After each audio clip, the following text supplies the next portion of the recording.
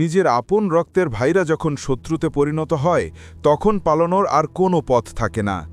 ইতিহাস সাক্ষী, যেই বালককে তার ভাইরা কুয়ার অন্ধকারে ছুঁড়ে ফেলেছিল, একদিন সেই বালকের পায়ের কাছেই তাদের মাথা নত করতে হয়েছিল। পৃথিবীর ইতিহাসের সবচেয়ে সুন্দর মানুষ, যার সৌন্দর্যের প্রেমে পড়ে নারীরা নিজেদের হাত কেটে ফেলেছিল অজান্তেই।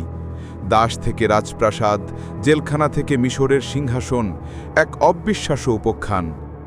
আজকের ভিডিওতে জানব হযরত ইউসুফ আলাইহিস সালামের সেই রোমাঞ্চকর কাহিনী, যা ধৈর্য এবং তকদিরের এক অলৌকিক দলিল। আজকের পর্বে থাকছে কিভাবে একটি স্বপ্ন পাল্টে দিল পুরো একটি জাতির ভাগ্য, কেন মিশরের সবচেয়ে ক্ষমতাধর নারীর প্রস্তাব প্রত্যাখ্যান করেছিলেন ইউসুফ আলাইহিস সালাম, এবং দীর্ঘ ৪০ বছর পর অন্ধ পিতা ইয়াকুব আলাইহিস সালাম কিভাবে ফিরে পেলেন তার হারানো মানিককে। এই কাহিনী শুধু ইতিহাস নয়, এটি আপনার জীবনের হতাশা কাটানোর এক মহৌষধ। আপনারা দেখছেন দি ইসলামিক স্টোরিজ। নবী রাসূলদের জীবনের অজানা ও রোমাঞ্চকর ঘটনা প্রবাহ জানতে আমাদের সাথেই থাকুন। চলুন ইতিহাসের সেই সোনালি পাতায় ফিরে যাই। গল্পের শুরু ফিলিস্তিনের কানান নামক এক পবিত্র জনপদে। হযরত ইয়াকুব আলাইহিস সালামের ঘর আলোকিত করে আছে ১২ জন সন্তান, কিন্তু তাদের মধ্যে ছোট ইউসুফ ছিলেন যেন পূর্ণিমার চাঁদ। আল্লাহ তাকে দান করেছিলেন নবুয়তের নূর এবং পৃথিবীর অর্ধেক সৌন্দর্য। একদিন ছোট্ট ইউসুফ দৌড়ে বাবার কাছে এলেন, চোখে মুখে বিস্ময়। বাবা, আমি স্বপ্নে দেখেছি ১১টি নক্ষত্র, সূর্য এবং চাঁদ আমাকে সিজদা করছে। ইয়াকুব আলাইহিস সালাম চমকে উঠলেন। তিনি জানতেন এটি কোনো সাধারণ স্বপ্ন নয়, এটি নবুয়তের ইঙ্গিত। তিনি ছেলেকে বুকে জড়িয়ে বললেন, বৎস, সাবধান, এই স্বপ্নের কথা তোমার ভাইদের বলো না। শয়তান তাদের মনে হিংসার আগুন জ্বালিয়ে দিতে পারে। কিন্তু হিংসা কি আর গোপন থাকে? সৎ ভাইলা লক্ষ্য করল বাবা ইয়াকুব ইউসুফকে একটু বেশিই ভালোবাসেন। শয়তান তাদের কানে কুমন্ত্রণা দিল। ১০ জন ভাই একজোট হল। তাদের একটাই দাবি, ইউসুফকে সরাতে হবে। কেউ বলল মেরে ফেলি, কেউ বলল দূরে কোথাও ফেলে আসি। শেষমেশ সিদ্ধান্ত হলো তাকে গভীর কুয়ায় ফেলে দেওয়া হবে। ভাইরা বাবার কাছে এসে আবদার করল, বাবা, ইউসুফকে আমাদের সাথে খেলতে দিন, আমরা তাকে দেখে রাখব। ইয়াকুব আলাইহিস সালামের মন সায় দিচ্ছিল না, তবুও তিনি অনুমতি দিলেন। কিন্তু তার ভয়েই সত্য হল। মরুভূমির নির্জন প্রান্তরে ভাইরা ইউসুফের উপর চড়াও হল। যেই ভাইদের উপর তিনি ভরসা করেছিলেন, তারাই তার সুন্দর জামা খুলে নিল, নির্মমভাবে তাকে ফেলে দিল এক গভীর অন্ধকার কুয়ায়। বাড়ি ফিরে তারা ইউসুফের জামায় একটি ছাগলের রক্ত মাখিয়ে আনল।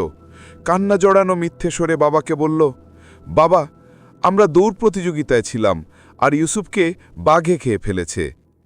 ইয়াকুব আলাইহিস সালাম জামাটি হাতে নিলেন। জামাটি কোথাও ছেঁড়া ছিল না। তিনি শুধু বললেন, হায়, বাঘটি কতই না ভদ্র ছিল, যে আমার ছেলেকে খেলো, কিন্তু তার জামাটিও ছিল না। তোমরা যা বলছো তা মিথ্যা। এখন ধৈর্য ধারণই আমার একমাত্র সম্বল। কুয়ার ভেতরে একা ভীত ইউসুফ, কিন্তু আল্লাহ যার সহায়, তার ভয় কিসের? তিনি ওহী পাঠালেন, চিন্তা করো না ইউসুফ, একদিন তুমি তাদের এই কৃতকর্মের কথা স্মরণ করিয়ে দেবে। কিছুক্ষণ পর এক কাফেলা এলো। পানি তুলতে বালতি ফেলতেই উঠে এলো এক ফুটফুটে কিশোর। তারা আনন্দে চিৎকার করে উঠল, সুসংবাদ, আমরা এক গোলাম পেয়েছি। কানানের সেই রাজপুত্র, নবীর সন্তান, এখন সামান্য মূল্যে বিক্রি হল মিশরের দাস বাজারে। তাকে কিনে নিলেন মিশরের অর্থমন্ত্রী আল আজিজ। তিনি স্ত্রীকে বললেন, একে সম্মানের সাথে রাখো, হয়তো সে আমাদের উপকারে আসবে। ইউসুফ আলাইহিস সালাম বড় হতে লাগলেন। তার যৌবনের দীপ্তি এবং অলৌকিক সৌন্দর্য দেখে আজিজের স্ত্রী জুলেখা তার প্রতি আসক্ত হয়ে পড়লেন। শয়তানের প্ররোচনায় একদিন জুলেখা প্রাসাদের সব দরজা বন্ধ করে দিলেন। ইউসুফকে বললেন, এসো, আমি তোমার জন্য প্রস্তুত। ইউসুফ আলাইহিস সালামের সামনে কঠিন পরীক্ষা। একদিকে ক্ষমতাধর নারীর প্রলোভন, অন্যদিকে আল্লাহর ভয়। তিনি চিৎকার করে বললেন, মাযাল্লাহ, অর্থাৎ আল্লাহ রক্ষা করুন। তিনি আমার রব, তিনি আমাকে আশ্রয় দিয়েছেন। ইউসুফ আলাইহিস সালাম দরজার দিকে দৌড় দিলেন। জুলেখা পেছন থেকে তার জামা টেনে ধরলেন। জামাটি পেছন থেকে ছিঁড়ে গেল। দরজার ওপাশেই দাঁড়িয়েছিলেন আজিজ। দোষ কার? আল্লাহর অলৌকিক সাহায্যে পরিবারের এক শিশু সাক্ষী দিল, যদি জামা সামনে থেকে ছেঁড়া হয় তবে ইউসুফ দোষী, আর যদি পেছন থেকে হয় তবে সে নির্দোষ। সত্য প্রমাণিত হল। কিন্তু শহরের নারীরা জুলেখাকে নিয়ে নিন্দা শুরু করল। জুলেখা অপবাদ ঘোচাতে শহরের অভিজাত নারীদের দাওয়াত দিলেন। প্রত্যেকের হাতে দিলেন একটি করে ধারালো ছুরি আর ফল।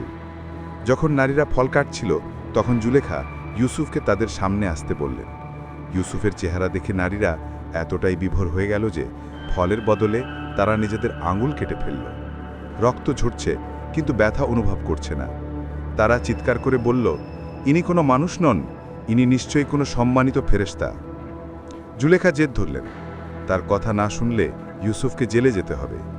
ইউসুফ আলাইহিস সালাম আল্লাহর কাছে দোয়া করলেন, হে আমার রব, এরা আমাকে যে পাপ কাজের দিকে ডাকছে তার চেয়ে কারাগার আমার কাছে অধিক প্রিয়। আল্লাহ তার দোয়া কবুল করলেন। বিনা অপরাধে তাকে নিক্ষিপ্ত করা হলো অন্ধকার কারাগারে। কারাগারে ইউসুফ আলাইহিস সালাম দ্বীনের দাওয়াত দিতে থাকলেন। সেখানে দুই কয়েদি স্বপ্ন দেখল।